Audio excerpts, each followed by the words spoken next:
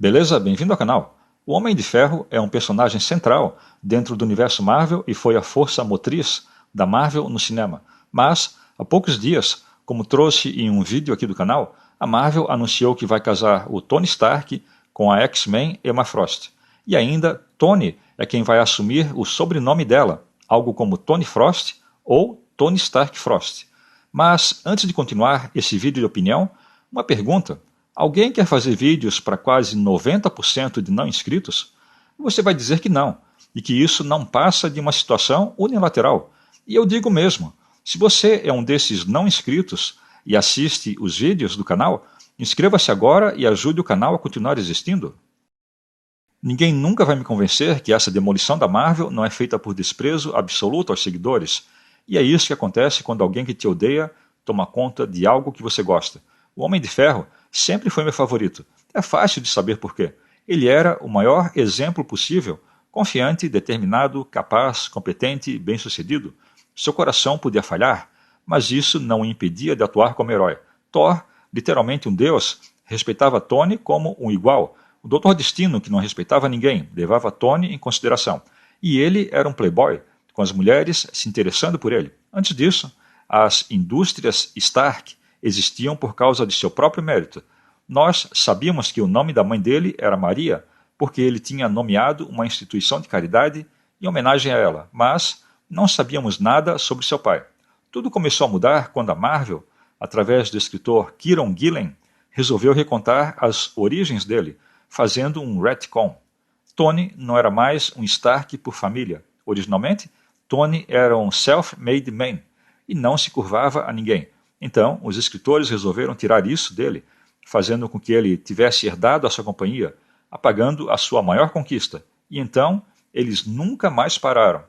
Na minha opinião, isso reflete a qualidade dos escritores. Os escritores antigos sobreviveram às guerras, passaram por depressões econômicas, além da Guerra Fria, e assim por diante. Encontraram força interior e seguiram adiante, sem reclamações. Os escritores de hoje vêm de colégios que empurram a mentalidade vitimista, viveram vidas leves e sem pressão, e de alguma maneira se convenceram de que são heróicos, porque vivem numa sociedade em que todos têm a sua participação. Eles acham que merecem troféus porque fazem coisas como manter a temperatura ambiente da sala. Não é por acaso que eles escrevem personagens como eles, uma vez que escrever sobre o verdadeiro Tony Stark irá fazer com que eles chorem, além de parecerem muito piores por comparação.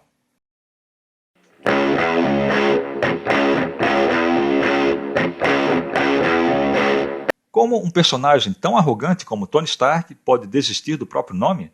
Ele teria perdido o ego da noite para o dia?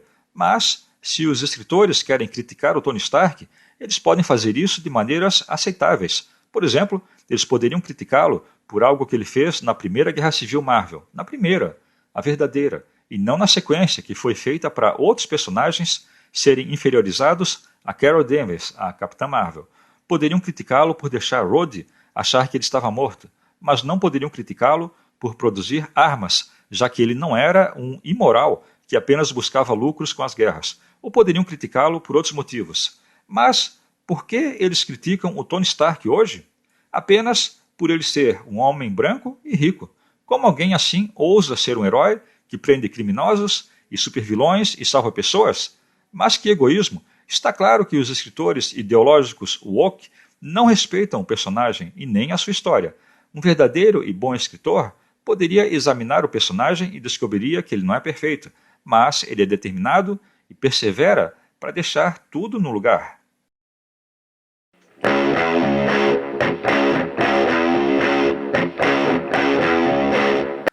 Eu acho que o arco de histórias de Matt Fraction é subestimado.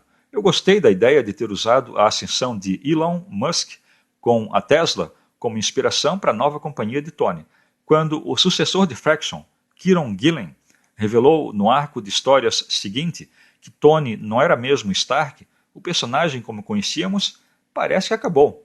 Brian Michael Bendis, o escritor woke por essência, imitou o arco de Fraction apenas para empurrar a cópia mal feita e absolutamente genérica Riri Williams. Dan Slott completou o péssimo trabalho com o arco do Homem de Ferro 2020.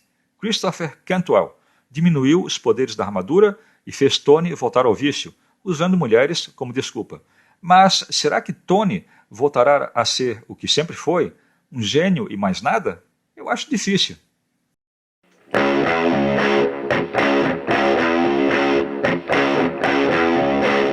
Tony é muito arrogante para desistir do seu nome. Isso até poderia ser aceito se ele estivesse lidando com uma maliciosa Emma Frost, que poderia estar controlando Tony. Mas ver o personagem desistindo de seu nome assim, como da sua marca, é apenas uma fraquíssima caracterização do personagem. Eles estão perdendo o ponto de verdade por aqui. Para piorar, essa versão é apenas um clone do verdadeiro Tony Stark. Algo sem alma. Fabricaram o seu corpo. A Marvel moderna está literalmente matando os verdadeiros heróis. Na verdade, ele está herdando o nome do pai da Emma Frost. Eu não sou metido a especialista em quadrinhos, muito menos metido a entendido em Marvel.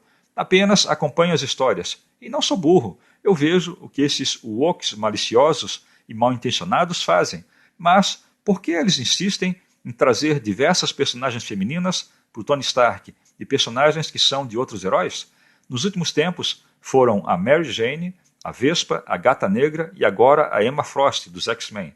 O Tony Stark, por acaso, é um trampolim e outras personagens são tão vazias que precisam ganhar destaque com ele? Nesse ponto, a única coisa que me surpreenderia seria a Marvel, com todo esse ativismo político e todo esse feminismo, produzir boas histórias. É objetivamente impossível, mas eu conheço e reconheço o Tony Stark, o verdadeiro, criado por Stan Lee, para sempre, em minha opinião, a sua melhor criação e o seu melhor personagem. Então era isso que acha que eles vêm fazendo aí com o Homem de Ferro, com o Tony Stark? Diz aí nos comentários. Valeu, até o próximo vídeo.